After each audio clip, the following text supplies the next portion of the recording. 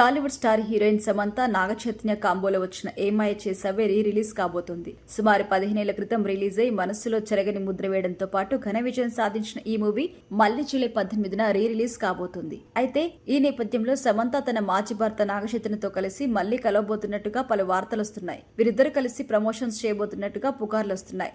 ఇదే క్రమంలో తాజాగా ఒక ఇంటర్వ్యూలో పాల్గొన్న సమంత షాకింగ్ కామెంట్స్ చేసింది. చిత్ర బృందంతో కలిసి నేను ఏమాయ చేసావే ప్రమోషన్స్ లో పాల్గొనడం లేదు. అలాంటి ప్లాన్ కూడా లేదు. ప్రమోషన్స్ కి దూరంగా ఉండాలని నిర్ణయించుకున్నాను. కానీ నేను ప్రమోట్ చేస్తున్నట్టుగా వార్తలు వస్తున్నాయి. అయితే ఇలాంటివి ఎక్కడి నుంచి వస్తాయో అర్థం కావడం లేదు. ఫ్యాన్స్ నటినటులు కలిసి సినిమా ప్రమోట్ చేస్తారని ఊహించుకుని ఉండొచ్చు.